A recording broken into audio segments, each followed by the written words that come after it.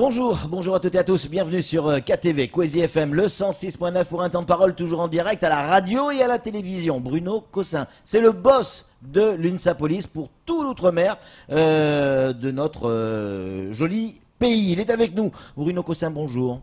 Oui, bonjour. Merci d'avoir accepté notre invitation. Vous êtes de passage sur Mayotte, comme vous le faites sur d'autres départements d'outre-mer, puisque c'est sous votre responsabilité. Quel regard vous avez aujourd'hui sur la situation de nos policiers à Mayotte?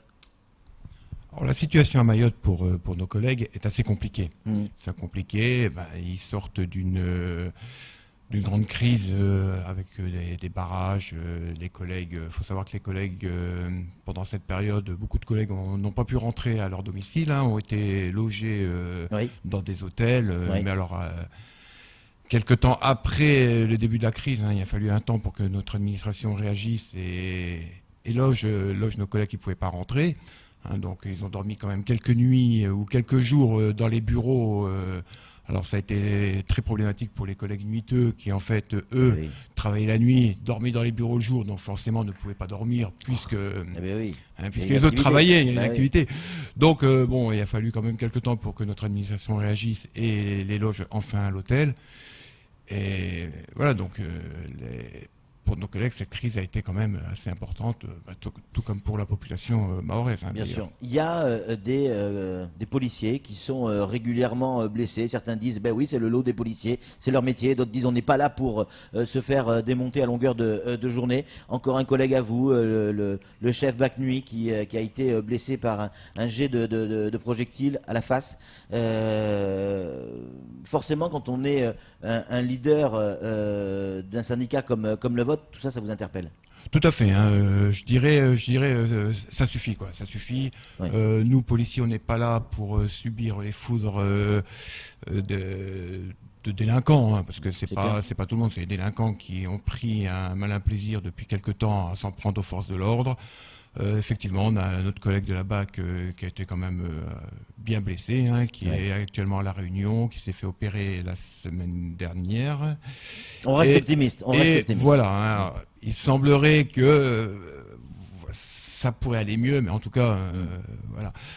Faut savoir qu'en France, en 2017, nous avions 11 954 fonctionnaires blessés en service. Sur l'année 2017. 11 954 blessés en service. C'est énorme, c'est énorme. Et cette année,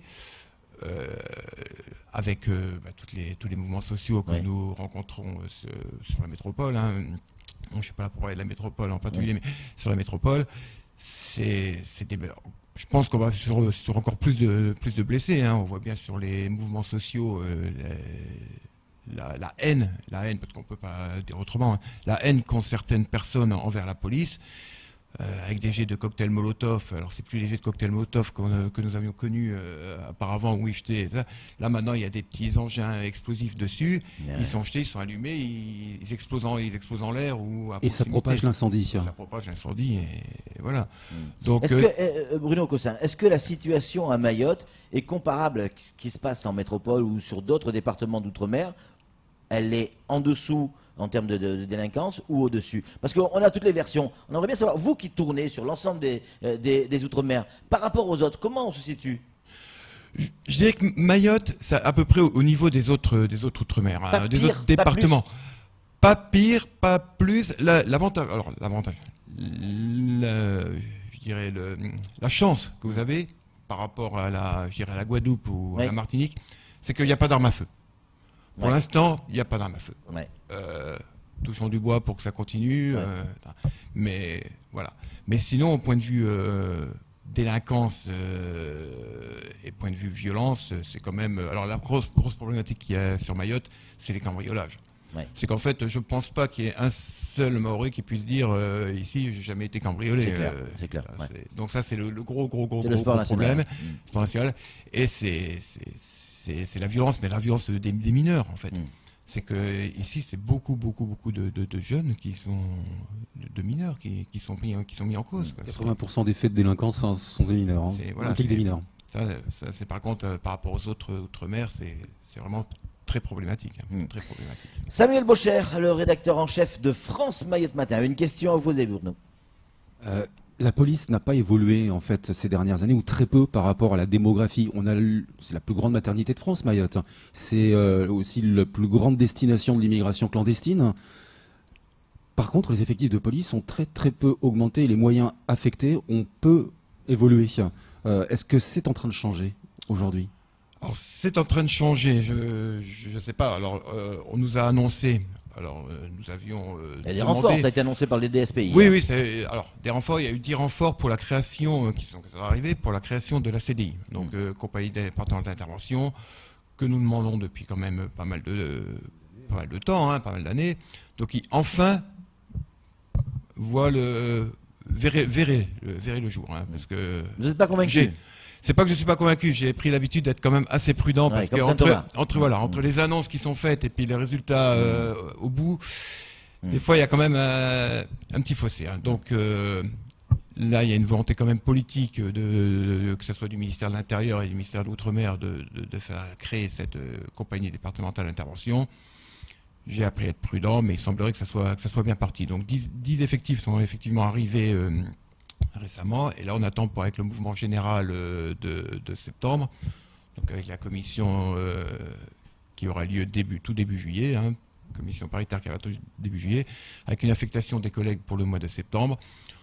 On espère, parce que l'administration ne nous donne jamais vraiment les chiffres, avoir énormément de monde, et je dis bien énormément de monde, pour pouvoir créer cette CDI. Mais alors une CDI avec les effectifs, il faut une 60aine de personnes, parce que si c'est pour créer une CDI sans effectifs, ça ne servira pas à grand chose, si ce n'est de mettre un nouveau nom par rapport à la BOPS qui actuellement, c'est de lui changer le nom, mais garder le même nombre d'effectifs, ça ne servira absolument à rien. Donc il nous faut énormément de monde pour cette CDI. Il nous faut aussi du matériel. Et donc les moyens logistiques. Parce qu'il faut savoir qu'une CDI est appelée quand même à intervenir en maintien d'ordre contre les violences urbaines. Mais il faut l'équiper. Il faut équiper en casque, il faut équiper en bouclier, il faut équiper en tout le matériel de protection. Une CDI est appelée aussi, toutes les CDI de France sont appelées aussi à intervenir dans le schéma d'intervention de tuerie de masse. Donc ils sont entraînés en cas d'attentat.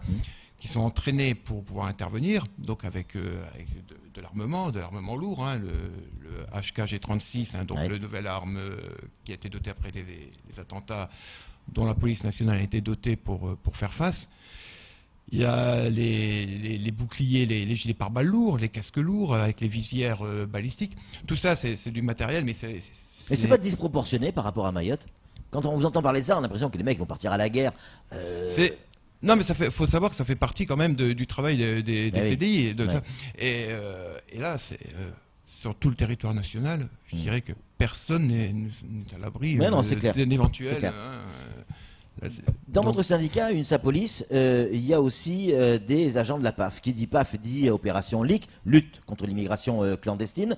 Et aujourd'hui, il y a le syndicat de la magistrature qui monte au créneau et qui dit il y en a assez. Les policiers interpellent des personnes en situation irrégulière. On leur remet un OQTF. Nous, au niveau de la magistrature, on fait un travail énorme pour, au bout du compte, les relâcher parce qu'on ne peut pas les reconduire à la frontière.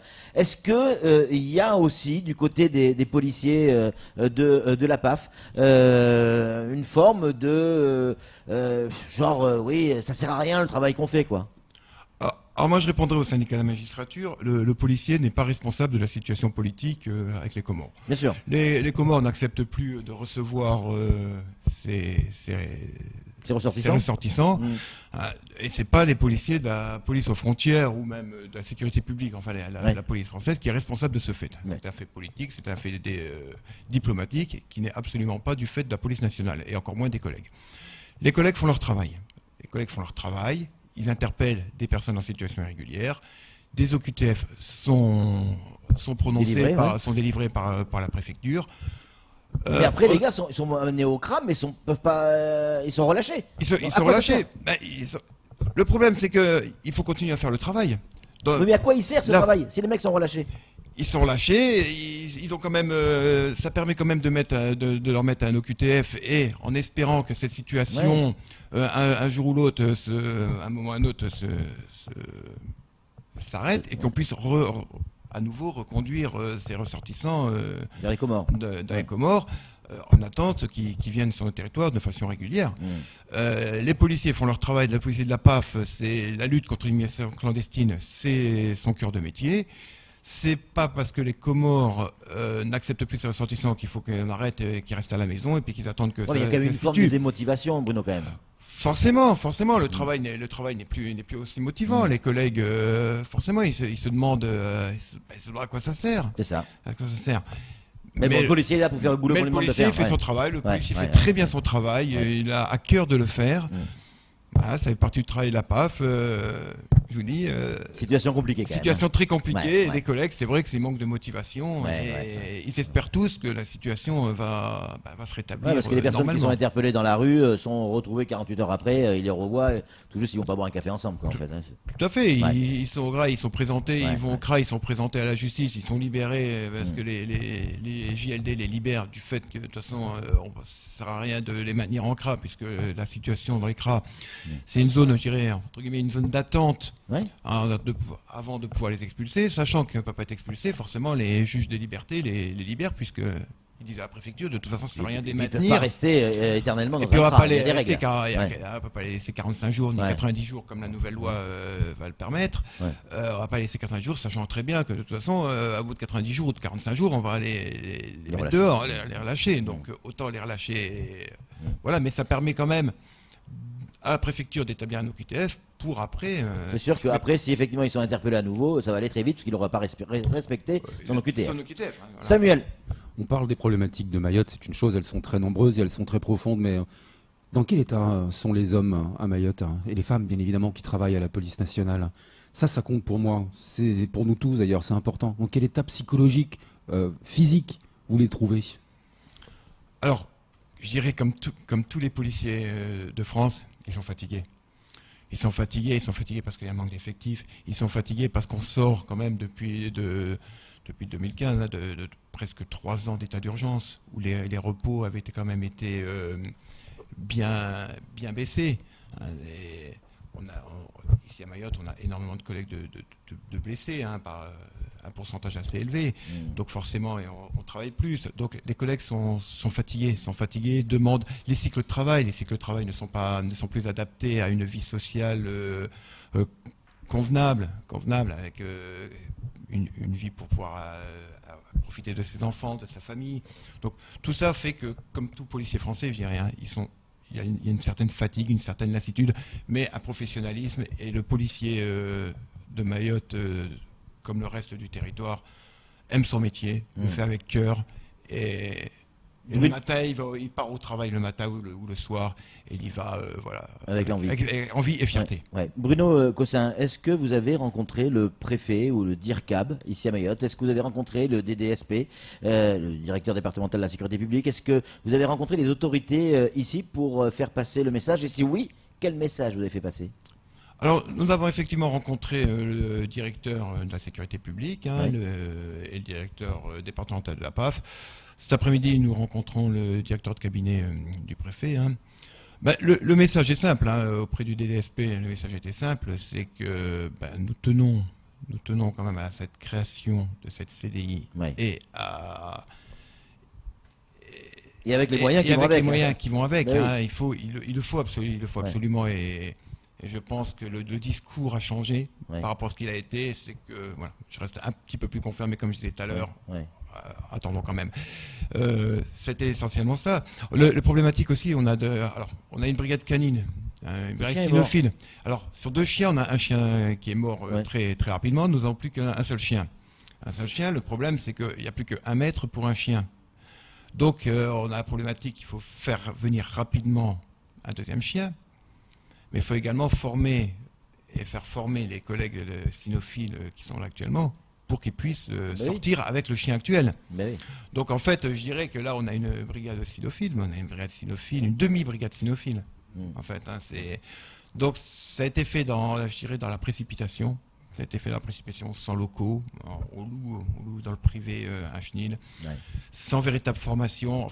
en fait, est sans réactivité. Un chien est mort et on est en train de voir avec Paris pour pouvoir envoyer un autre chien, former un autre chien sur Cannes-Écluse, parce que les chiens sont formés sur Cannes-Écluse. Faire venir rapidement. On a des collègues ici volontaires qui sont prêts à repartir en métropole pour se familiariser avec un chien et le faire revenir, ou faire venir des spécialistes, donc des moniteurs et des hommes d'attaque de Cannes-Écluse pour habiliter les collègues actuels avec le chien, les familiariser avec le chien qui est ici, avec Matrix. Donc c'est compliqué. Ça fait partie aussi de nos revendications, dire au DDSP, voilà, maintenant faut réagir, quoi. La sécurité. En conclusion, Bruno Cossin, l'attractivité, est-ce qu'aujourd'hui nos policiers se battent pour venir à Mayotte? Est-ce que nos policiers ont envie de venir à Mayotte? Est-ce que l'attractivité est à la hauteur des espérances? Alors, je dirais l'attractivité. Mayotte, parmi les départements d'outre-mer, c'est vrai que Mayotte, pour un fonctionnaire qui a envie de venir en séjour, c'est assez rapide. C'est assez rapide parce qu'il n'y a pas véritablement d'attractivité pour Mayotte, parce que c'est difficile, hein, Mayotte, c'est compliqué. Hein, donc, mais bon, on a des fonctionnaires motivés, très motivés, qui viennent ici. Alors, contrairement à beaucoup de départements ultramarins, le policier qui vient faire un séjour à Mayotte a envie d'une chose, c'est de revenir. C'est vrai. C'est de revenir. Ouais. Tous les départements, c'est celui où on a le plus de demandes de second séjour. Ouais. Et Mayotte est en tête de ces... Pour conclure, Samuel.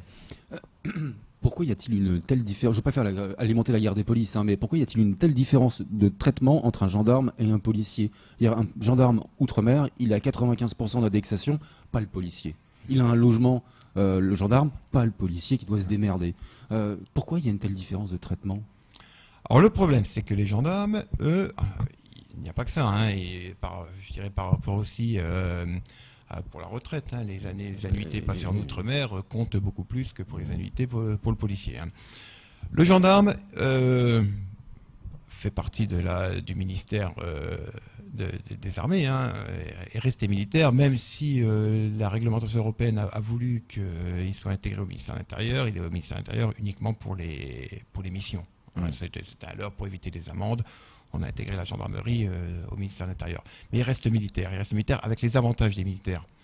Et tous les avantages qu'ils avaient, c'est-à-dire purement de la Défense. Il y a une inéquité flagrante, hein, dans les Outre-mer. Et il va falloir qu'à un moment que les gouvernements se penchent sur ce problème et rendent la police, à partir du moment où on fait partie du même ministère, faut que tout le monde soit sur le même pied d'égalité et qu'il n'y ait pas cette énorme différence. Parce que on va dire le gendarme, il est corvéable à merci et il doit être disponible 24/24, le policier aussi. Le policier, depuis quelques années, il doit être disponible 24/24. Hein. Bon nombre de collègues sont rappelés pendant leur repos, parce qu'il y a ci, parce qu'il y a ça. Donc finalement, la disponibilité, on a exactement la même que les gendarmes. Donc il va falloir à un moment ou à un autre que nos gouvernements se penchent sur ce problème et mettent policiers et gendarmes sur le même pied d'égalité. Merci beaucoup Bruno Cossin. On rappelle, hein, vous êtes le patron de l'UNSA Police pour les Outre-mer en tout cas. Merci infiniment d'être venu sur notre plateau et d'avoir accepté notre invitation. C'est tout pour ce temps de parole. Tout de suite, la suite de nos programmes.